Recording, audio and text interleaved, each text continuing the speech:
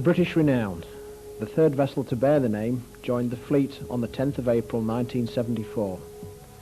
During this period, the vessel notched up quite a list of achievements.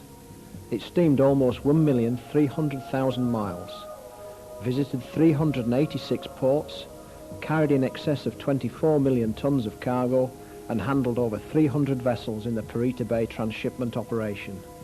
It was even bombed in 1984 during the Iran-Iraq War.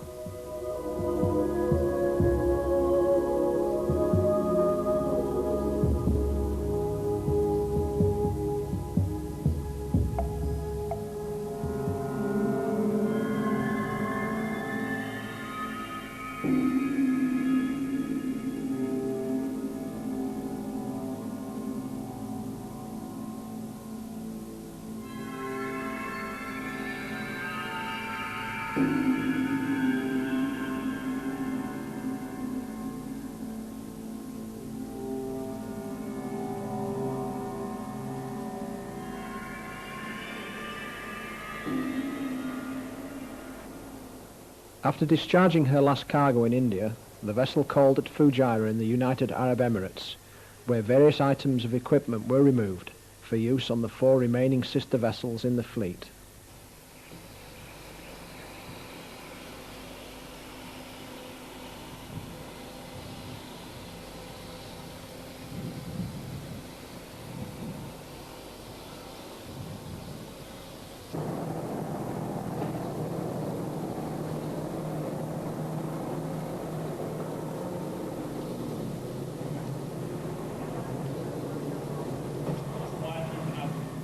Ship's staff worked hard in conditions of extreme heat and humidity to recover the valuable equipment.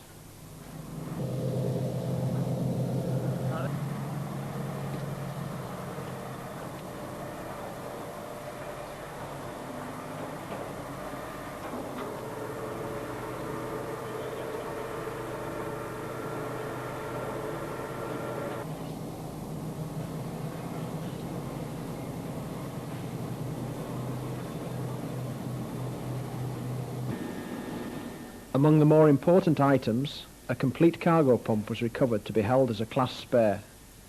Shore labour was brought in to assist with the recovery.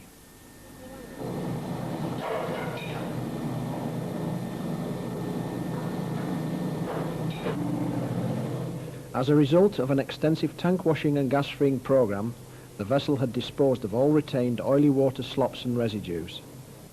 The washing and gas freeing was well in excess of that required under the terms of sale, the prime concern being that the breaking of the vessel should have minimum environmental impact and be as safe as possible for those involved, despite no longer being owned or controlled by BP Shipping.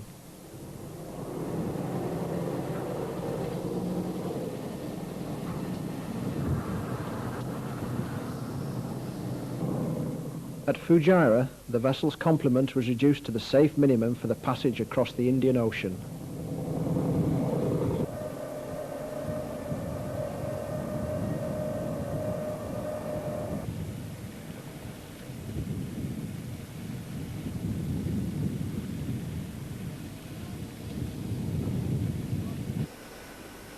On completion of all operations at Fujairah, it was time to sail for Pakistan and the handover to the new owners. Slowly but surely the anchor was raised. The last voyage of the British Renown had begun.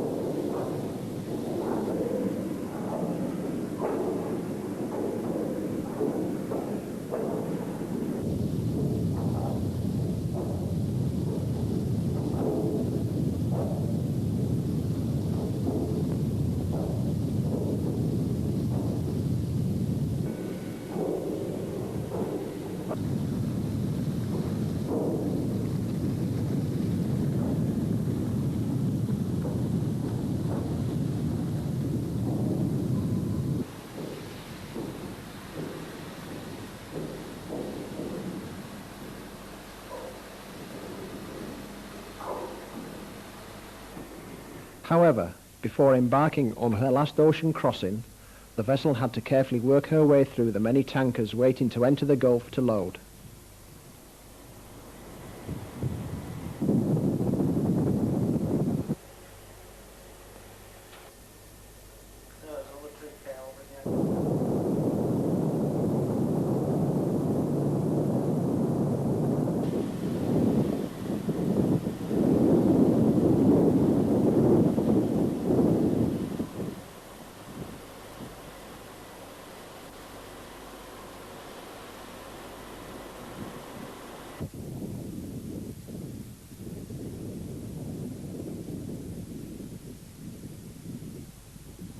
Fortunately, we were favoured by the weather.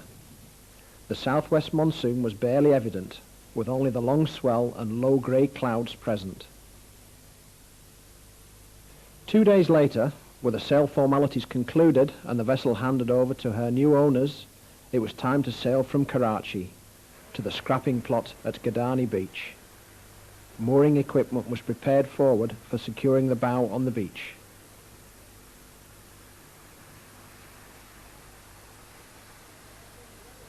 Local labour was provided for handling the moorings and anchors. BP shipping staff were now on board to assist and advise as required. The final approach to the beach was carried out with a vessel as light as possible, a very unusual condition indeed for a VLCC. The propeller was less than half submerged, which could have made handling the vessel very difficult had the weather been worse.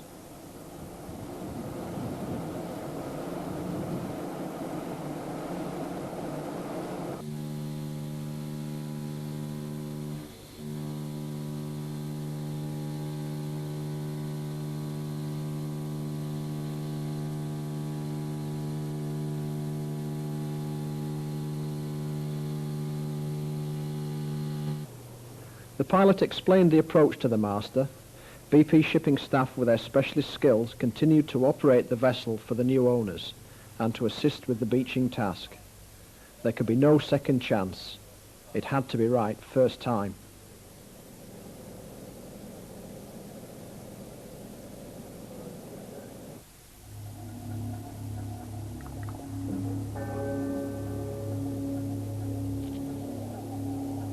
The vessel was beached with the engines running at standby full ahead.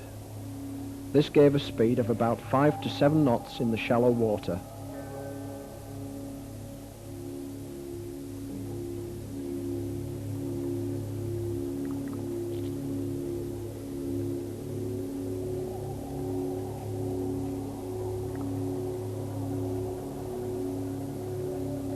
As the drag of the shallow water increased, the monsoon swells started to break past the stern of the vessel just before the grounding occurred.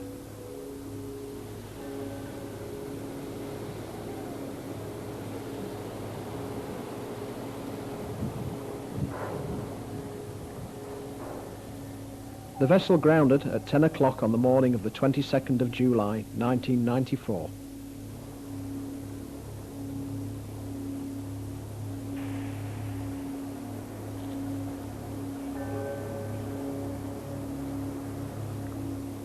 With the vessel aground, it was now a race against time to secure it in that location before the sea and swell could turn it broadside onto the beach.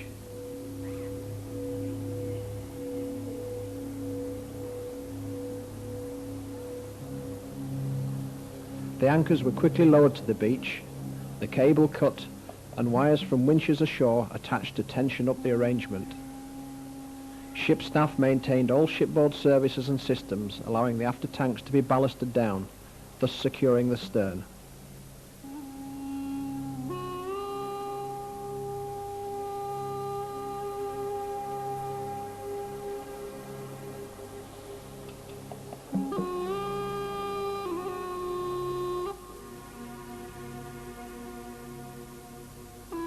Five hours after beaching, and with all the systems finally shut down, it was time to leave.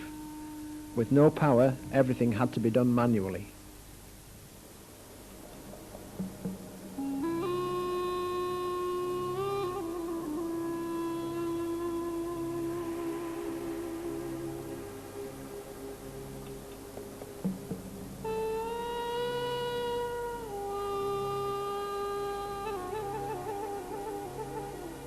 final task? The 85-foot rope ladder descent to the beach that everybody had to make.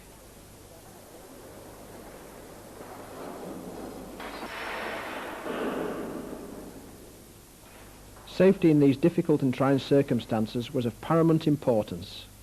Everything was carried out in a careful and controlled manner throughout the operation. Have a good trip, Mike.